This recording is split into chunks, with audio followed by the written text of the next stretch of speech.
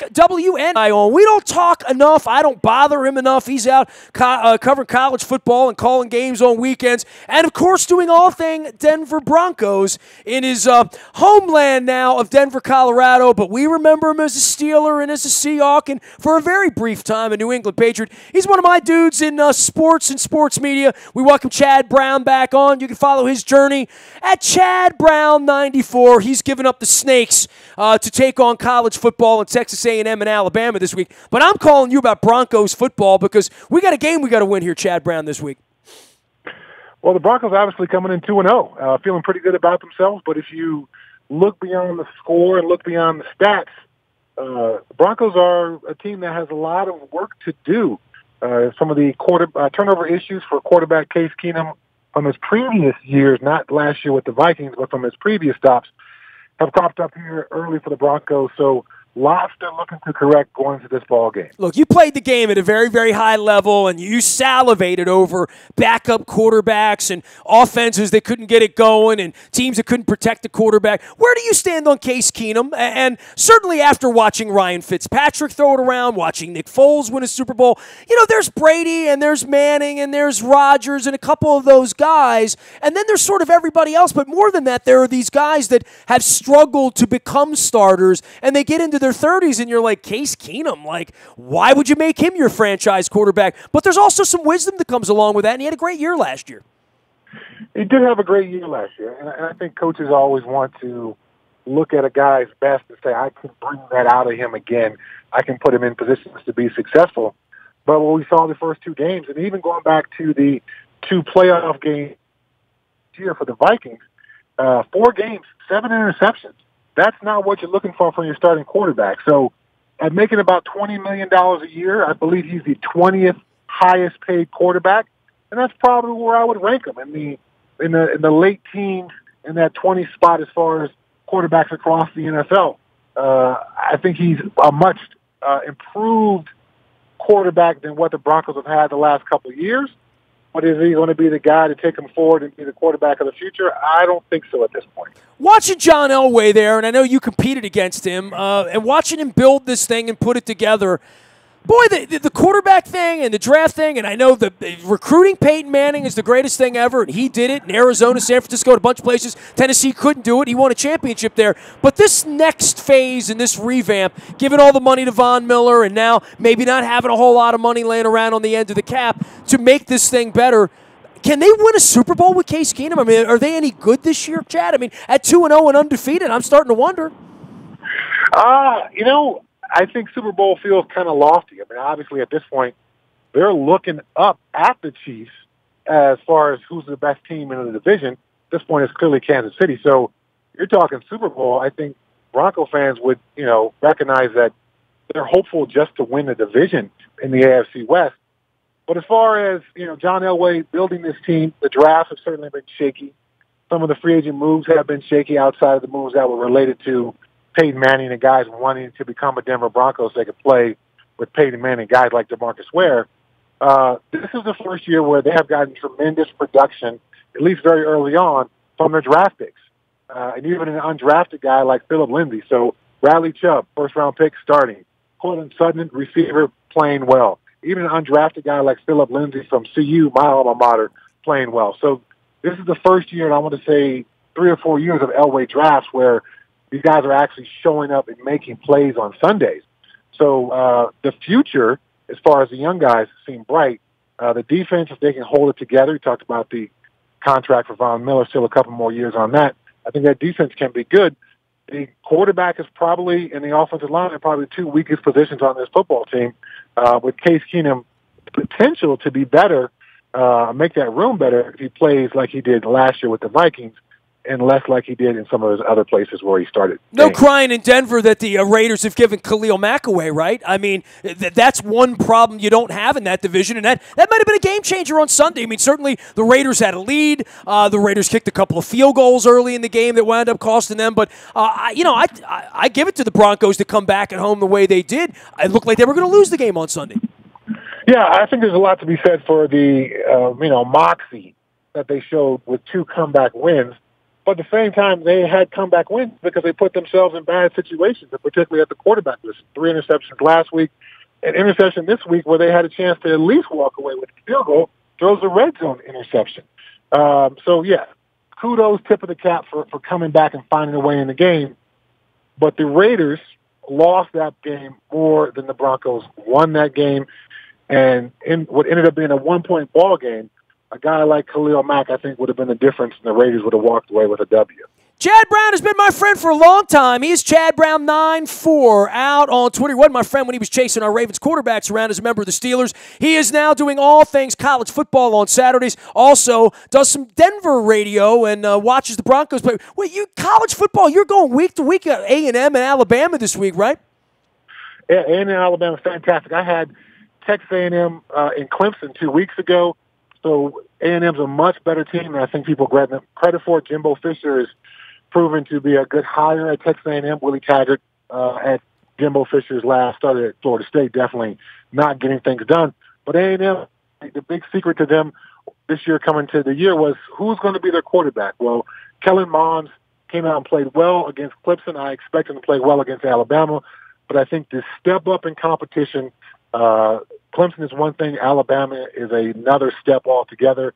It would be a very tough game for Texas A&M. You even got a little home game in Boulder there last week, didn't you? Yeah, I had New Hampshire for Pac-12 network.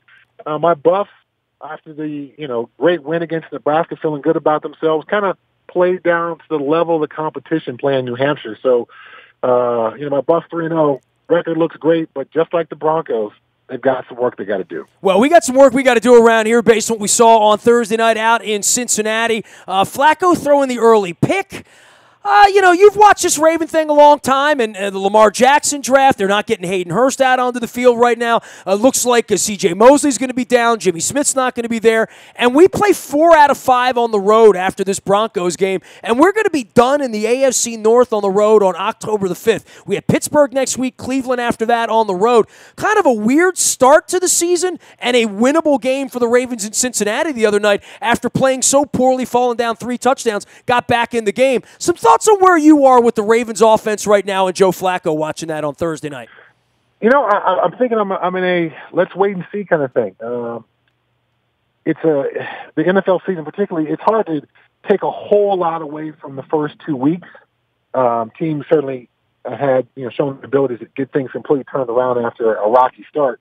But what's the feeling about Joe Flacco out there? Obviously, Super Bowl quarterback, gets the big money deal, but then after that, really hasn't shown a whole lot.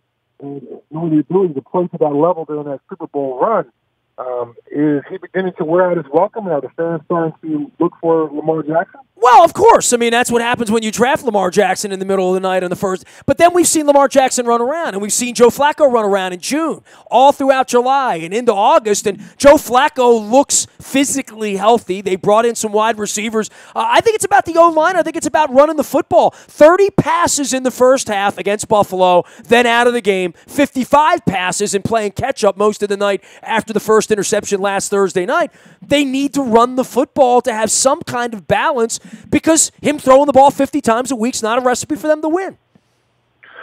I would have to agree with that. I think no quarterback is going to be good in that situation. Well, maybe not no quarterback. Outside of 1 or 2 truly elite quarterbacks aren't going to be good in those situations where you're throwing that kind of volume of passes. You give any defensive coordinator enough looks at your quarterback in the NFL, they'll start to solve things and figure out ways to make that guy uncomfortable. I guess to sum it back up, the jury's still out on my take on the Ravens offense, but I think, to your point, providing some balance to the offense after, being way too pass-heavy the first 2 weeks will certainly give them a better start. And the Raiders and Marshawn Lynch, they ran the ball pretty well against this Broncos defense. They ran it downhill. They ran very physically. And I just think Broncos defense really stiffened their back up on that run stuff. So if the Ravens go that route, they certainly have an opportunity against the Broncos defense that has shown some inability to deal with the run last week against the Raiders, and then particularly in the preseason. Chad Brown is calling all things college football this weekend. You can find him out on Twitter at ChadBrown94. He resides out in beautiful Denver, Colorado, and covered all things Broncos. Does pre- and post-game. Check him out on television sometimes, out on his Twitter. You can find him at ChadBrown94. You can find me anytime, anywhere, out on the web, Facebook, Twitter, LinkedIn, all that good stuff. You can also find our live feeds, Facebook Live, where you can see the beautiful flowers of sporticulture in the studio. You can ship these flowers even to Denver, anywhere you want. Officially licensed NFL flowers locally, right here in the west side of Baltimore is where they're growing them. My man Court's out there doing that. You can learn more at sporticulture.com. Also brought to you by our friends at Al's Seafood in Essex. I've been getting my crabs and crab cakes there since the 1970s. My parents loved Al's Seafood in Essex. Still there, Stemmers Run on Eastern Avenue all these years later. The oldest crab house in Baltimore, Al's Seafood at Stemmers Run and Eastern. Chad Brown is our guest. You know, we're talking about the league, and you talked about the Chiefs being the best team in the division. I guess I could buy into Pat Mahomes or, being able to do this, at this kind of a level for Kansas City because Andy Reid threw Alex Smith out of there. But the Fitzpatrick story in Tampa has got to be a great one. And playing your Pittsburgh Steelers on Monday night in Monday Night Football, I'm hoping the Ryan Fitzpatrick train can continue. That was a great post-game press conference there, Chad. You never had one that good. Yeah, he's coming out with the Conor McGregor outfit was totally fantastic. To have the, he's a smart guy, Harvard guy, and to have the, smarts to steal an outfit from Deshaun Jackson, wear it to the press conference, make light of the whole thing, have some fun with it while they're being successful. I just know that in the end, that train will end. The ability for him to play at this level, he's shown fast starts with his previous teams. The ability to sustain it has been the issue for Fitzpatrick. Well, and sustaining, it's the story of anybody in the league, right? I mean, even Tom Brady getting kicked around, Blake Bortles doing that on Sunday. Are you a Blake Bortles guy? Is he a guy you'd salivate to play against at this point? It feels to me like he's getting better, and another guy that would benefit from a running game, but that wasn't the case. I mean, they're up a couple of touchdowns and still throwing the ball against the Patriots. I don't know that would have been the game plan last year for them, Chad. I don't think so. I think Blake Bortles has gotten the trust of the coaching staff and the organization. And last year they were certainly run heavy, wanted to win the game, running the ball, playing defense. Blake Bortles kind of just being that, hopefully, an efficient quarterback. But this year they seem to be leaning on him. So, yeah, a couple of years ago I would have been excited to play against Blake Bortles. Wasn't on the same page with his receivers, didn't have the timing down in the passing game, didn't seem to know where to go with the football. This year, completely different story. Guy seems very comfortable slinging it around the yard. So sometimes these quarterbacks just take time. But I think in the case of a guy like Ryan Fitzpatrick, and maybe we'll find out in the case of Case Keenum, they tend to be who we thought they were, particularly as they, maybe have a flash in the pan season and revert back to their old form. Well, I know for you being a defensive guy, you're never against anybody paying a defensive guy, but the Khalil Mack story in Oakland and Gruden and what's happened there, now in the aftermath of beating them, they're now 0-2, and the Raiders are on a fast track to nowhere here this year, pretty obviously, and giving Khalil Mack away. That has been a curious thing from the get-go, right? And I know, Jack Del Rio, he got thrown out sort of unceremoniously, all the money given to Gruden to try to ring the bell for PSLs and whatever they're going to be doing in Vegas as the Vegas Raiders. But this has not been a good early look. And giving Khalil Mack away, what are they thinking in Oakland, man? To see Khalil Mack make the plays that he made last week for Chicago, and maybe we'll see some more of that tonight from him. He and Von Miller seem to be, and maybe Aaron Donald, in a fight to get who gets to be the defensive player of the year. All three of those guys just amazing defensive players. But at some point, you have to ask yourself, you're a football team, what part of $100 million contract for a defender, who doesn't play every snap, and teams can obviously just choose to run away from him versus a quarterback who you pay $100 million, who touches the ball virtually every offensive snap, is the leader, gives the team hope, all those kind of things that a quarterback does that it's literally impossible for a defensive player to be.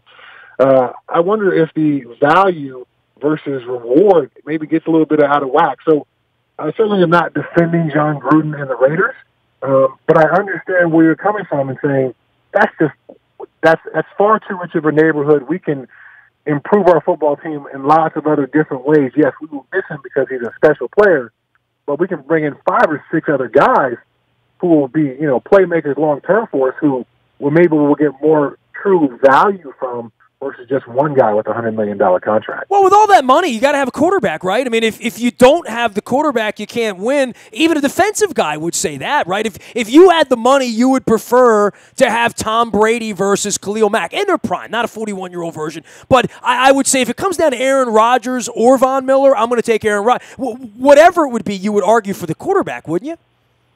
Yeah, I think there's probably not an intelligent football fan out there who would disagree with that statement. Quarterbacks are just simply more valuable than even these amazing defenders who we're talking about. Even a second-tier quarterback, somebody who's maybe ranked 6 through 12, even those guys are going to be more valuable than Donald, Mack, or Von Miller, and they're going to bring more impact game in and game out. For me, if I'm a general manager, particularly if I've already got my quarterback and I've already got a $100 million guy in my salary cap, I'm not going to try to find another one on the other side of the football. The Rams can do this because Goff is under his rookie contract. That's why they can pay Aaron Donald that money. That's why they can give Brandon Cooks that money. That's why they can give Todd Gurley that money. But once Jeff Goff is a top 5 highest paid quarterback, that upsets that whole apple cart. They've got to reconfigure their whole salary cap structure. I don't have you on very often. You've been going in and out of L.A. your whole life. This is a fascinating thing. 2 football teams. We play out there Christmas week, and the whole thing was they got to win, they got to win, they got to win. Well, the Rams are winning, right? I mean, and I think we all would have bet against that 2 years ago when they picked up the football team, right? Yeah, I think they've certainly brought some winning football back, and the Chargers aren't a bad team either. But I just think that L.A. market is proven to be a little bit ambivalent. And they're going to put this amazing stadium in. It's going to kind of be the NFL headquarters West Coast. NFL network offices will be there. There'll be the West Coast League offices will be there. They're going to do some type of, Hall of Fame NFL football kind of experience for fans and all that. So it's going to be a dazzling facility. I just don't know if they're going to sell it out every week, even if those teams are successful. Chad Brown will be calling Texas A&M and Alabama this week. You can follow him out on Twitter at ChadBrown94. He resides in Denver, where he also analyzes all things Broncos. The Broncos, of course, coming to Baltimore this weekend for a 1 o'clock kickoff. Broncos for you this year, are you bullish on the fact that they're still going to be alive and in this thing after Thanksgiving, Chad? I think they will be alive and in it. We're talking about a division with the Chiefs, Patrick Mahomes lighting it up. All those weapons with Kelsey and Hill, and all those weapons they have over there, and Andy Reid certainly has given his young quarterback great chance to be successful. I think they are in the race for this division. But as far as them making the playoffs, I need to see a much better touchdown to interception ratio from Case Keenum. Chad Brown, 9-4, the way to follow him, one of my favorite dudes. And next time on, I'll let you tell the Seahawks-Baltimore story from back in the day, but I'll spare you that one today. We'll tell that one at the Super Bowl in Atlanta. How about that? Sounds good, my man. Miss you, Chad. My man, Chad Brown, 9-4, out on Twitter, one of the awesome dudes in the National Football League. And I had a chance to meet Chad doing great work with animals for veterans. So you can go check that out on YouTube. Just Google WNST and Chad Brown and Super Bowl. We've had a lot of fun together over the last couple of years. I wish I knew him when he was a player, but I probably wouldn't like him when he was a Steeler. Nasty at WNST.net finds me. Facebook, Twitter, LinkedIn, Snapchat, Instagram, and streaming live on our Facebook. We are WNST.net, AM 1570 and WNST, Towson, Baltimore, and we never stop talking Baltimore sports.